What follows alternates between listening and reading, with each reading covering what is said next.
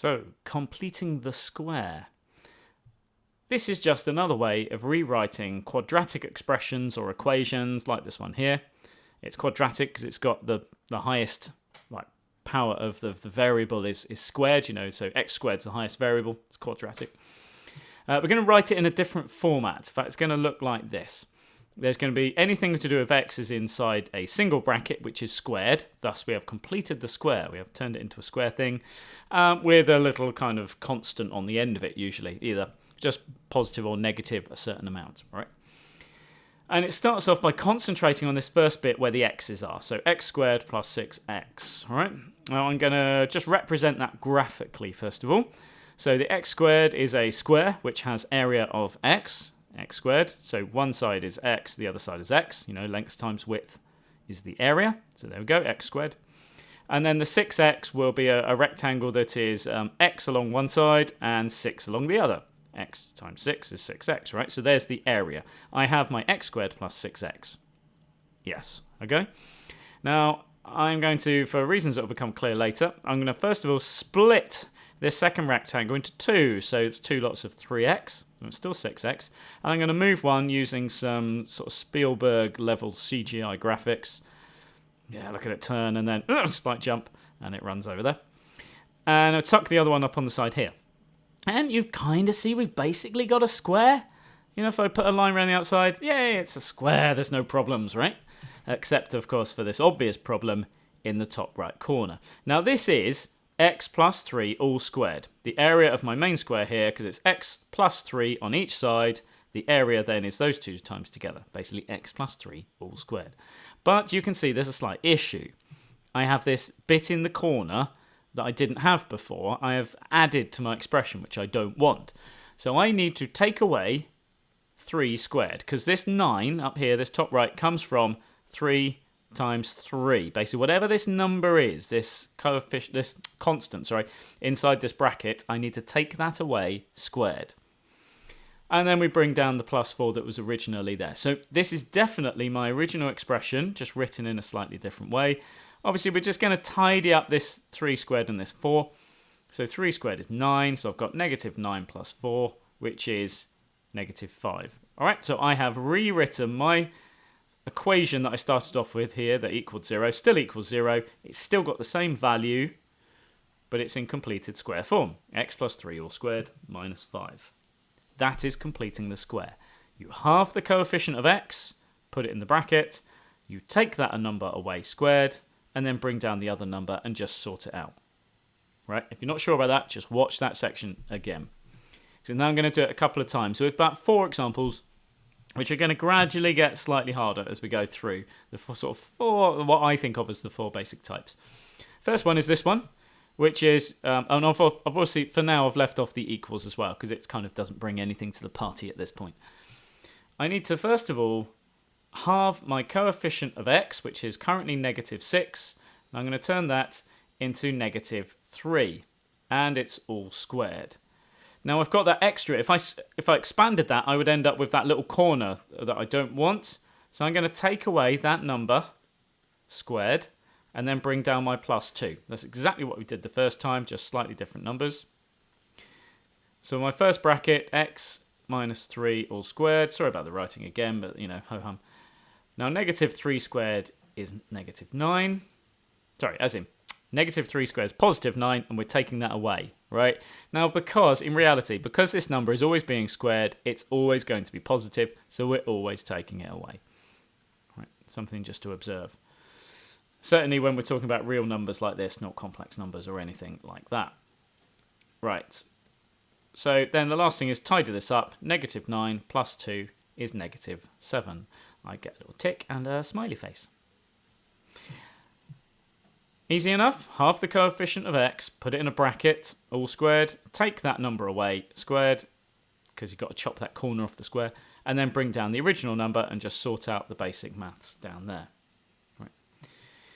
Another example. Now this time, you'll notice that we have a coefficient in front of x squared that is not 1. Last time it was just 1x squared, now it's bigger. So this is how I deal with this.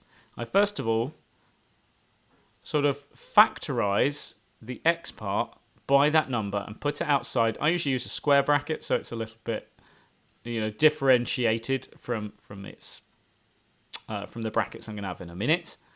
So I've just divided by first 2 by 2 and put it outside the bracket, and I'll deal with that later. Now we do what we did before, just inside the square brackets.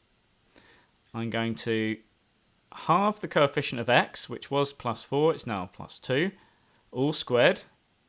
But remember, I need to take away that 2 squared. All right, all I've done is exactly what I did before with the x squared minus 6x, just put it in this bracket with the bit taken away. Okay, and that 2 is still outside. All right. And, of course, my +5 is still there. Once I've done that, I can then expand it. Again, let's put these little equal signs in. I'm going to expand it, basically times everything in the bracket by 2. So we have 2 brackets x plus 2 squared. Take away. Now, this was 2 squared, which is 4. I'm going to times it by the 2 because I'm expanding this bracket. So this will now be 8. And then, of course, I've got my +5 on the end. So 2 brackets x plus 2 all squared, take away 3, because 8 plus 5 is -3. Dun, dun, dun, dun, dun, dun. All right, so if you've got a coefficient of x squared that's bigger than 1, I would personally factorise the x parts by 2, put it outside. I usually use a square bracket. I then do what I normally do, halve that coefficient of x, put it in the bracket all squared, take that number away squared, expand the bracket again, neaten up those constant terms on the end, here in this case -8 plus 5, into 1. All right, moving on, so that's type 2. Right, type 3. X squared minus 3x plus 4. I'm going to do same thing again. We're back to just x squared just having coefficient of 1, so it's only 1x squared, so that's good. Except this time I've got 3. Now I could write 1.5, but that's a bit of a pain. Fractions are your friends. All right, let's just halve it. I need to halve it, so just halve it. Just put it over 2. And then take away that number, so 3 over 2 squared, plus the 4. It's no different to what we did before, except we're working with some fractions. Obviously, there's stuff inside the bracket. Once you've dealt with that, it's not going to change. Now, 3 over 2 squared means timesing that fraction by itself. So that will be 9 over 4 plus, and this would normally be 4, but why don't we change it into a fraction that's over 4? I'm thinking ahead because I'm going to have to deal with these fractions in a minute. 4 is the same as, 4 over 1 times the top and the bottom by 4, and we get 16 over 4. Right, this has the value of 4. I haven't changed its value. All right, I'm just thinking ahead that now I need to sort out those fractions. So x minus 3 over 2, or 1.5 if you want to. And then we've got minus 9 quarters plus 16 quarters. That's got a difference of positive 7 quarters. And I could change that into a mixed number. Personally, when I'm using algebra, I rather leave it as a improper fraction, top-heavy fraction there. So brackets x minus 3 over 2 all squared plus 7 quarters, or 1 3/4, or 1.75. Okay, next step is to do that, but when we've got this coefficient of x squared that's greater than 1. Let's go good practice for that again. I am going to factorise the first two parts, these parts, by taking away this coefficient of x squared. So we're going to factorise it by 3 as a common factor. So that will now be x squared plus, so I have to divide this by 3. So that will be 2x over 3. And then -2 outside that bracket. Okay, let's do our completing the square first part, which is change that to x. We're going to halve 2/3 that coefficient into 1/3.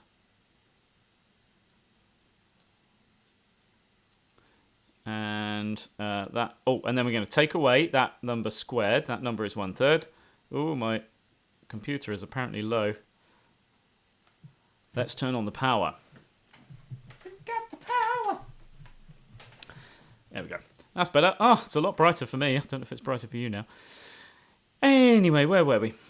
So I took away that number squared. I've written 2 there, but that should, of course, be a 3. I was distracted by my computer. So it's 1/3 here. We're taking away 1/3 squared. That is still inside the square bracket. We're still dealing with that. -2 on the end. Okay, now I am going to not quite expand it yet. I'm going to deal with that 1/3 squared first, just so that's nice and obvious. So my bracket hasn't changed over here. It just looks messier because I've got bad writing. And then 1/3 squared. 1/3 times 1/3 is 1/9. 1 times 1, 3 times 3. And -2 is still sat there patiently on the outside. And then we're going to expand this bracket out. So 3 brackets x plus 1/3 all squared. Take away 3 lots of 1/9. That's 3/9, which is 1/3. Take away 2. But at this point, let's actually get rid of that 2. Let's get my eraser. And we're going to change that 2, so we're going to think ahead a little bit. Because I want it as a fraction over 3. If I think of that as a fraction over 1, times top and bottom by 3, we get 6/3. That's got the same value as 2.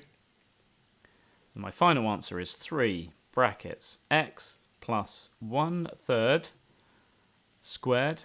I've got take away 1/3, take away 6/3 is take away 7/3, or 2 1/3, or 2.3 recurring. But don't use decimals inside an algebraic expression like that. I think it's horrible. You know, I'm not judging you, but I am judging you. Onwards. Right. Totally different question. So work out the values of a, b, and c such that this expression here, 2x squared plus bx plus 5 equals a brackets x minus 3 all squared plus c. This is in completed squared form at the end here because we've got anything to do with x is inside the bracket, which is squared. It wants us to find these values, and here's the technique we're going to use. First of all, we're going to expand this bracket on the right, or the stuff inside the bracket. So x minus 3 times x minus 3. We end up with x squared minus 2 lots of 3x, so that's minus 6x. And then -3 times -3 is positive 9. All I've done is expand that bracket. I've squared it, and I've written it there. Okay, and then the plus c on the end. Let's expand out by a. So a times x squared is ax squared. A times the -6x is -6ax, or xa. And then lastly, plus 9a plus the c. Now this is the clever bit. All we've done there is really expand this out and simplify it. We're going to compare coefficients. The coefficients of the x squared with the x squared in this original expression up here. Right, I'm going to go to a different colour because this will make this a bit more obvious. Right, what have we got? So equate coefficients of x squared. So this is the coefficient of x squared here, which is a, and that's the coefficient of x squared in the other expression, which is 2. So those things must be equal. Because there's no other x squared here, it must be 2. Right, so a is 2. That was easy. Let's go now to, I don't know what colours I use, so I'm just randomly doing this. Let's go to equate the coefficients of x. Well, there's only one lot of x here, and its coefficient is -6a, and in this one it's b. So that means that b must be equal to -6a, right? Because that's the only instance of x this side, so it must be equal to that. Now we know that a is 2, so -6a will be -12. Or -6a, I should say, is -12. Right, so we've got a. We've got b. Next, we equate the constants, the constant terms. So this thing on the end here, let's go to another colour. Orange seems funky. Ooh, I'm regretting my life choices now. So plus 9a plus c is one side of the equal sign, and the other side is 5. So these things must be equal. 5 equals 9a plus c. I know that a is equal to 2, so this is 5 equals 18 plus c.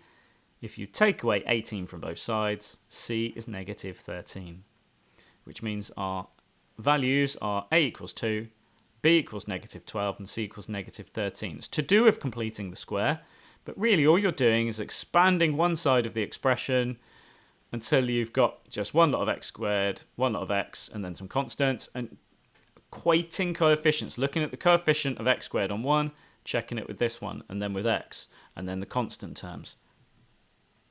Yep. This one, next one is similar, but not identical. If you want to watch that again, watch it again. Let's go back to red. I prefer red. Okay, so work out the values of a, b, and c such that 3x squared plus 5x minus 1, that's one side of the equal sign, equals a brackets x plus b all squared plus c. Okay, well, the first thing we need to do is expand that right-hand side. Now, x plus b all squared will be x squared plus 2 lots of bx plus b squared, okay, plus c. We're just going to multiply it out by a. So we have a x squared plus 2 a b x in any order plus a b squared plus c. First thing, equate the coefficients of x squared. And again, let's go change colours. Coefficients of x squared, there's only one of them. So that is going to be a. And there's only one on the other side of the equal sign. That means that a is equal to 3. All right, change colour. Equate coefficients of x. There's only one instance of x here, which is 2ab, which is that bit. And on the other side, there's only one instance of x there as well, which is 5. All right, now we know that a is 3. So 2 times 3 is 6. So 6b equals 5. b equals 5 over 6. Then, lastly, equate the constants. So the constants here, let's change, they're the numbers that aren't coefficients of any letter. They're these ones here. They're all positive. So that means a b squared plus c is equal to the same over here, which is negative 1. Right, a b squared. Well, a is 3, b is 5/6, and that's squared, plus c equals negative 1. 5/6 squared is 5 times 5 is 25, 6 times 6 is 36, plus c equals negative 1. Now, timesing it by 3 is the same as dividing the bottom there by a third. Let's just move this over here.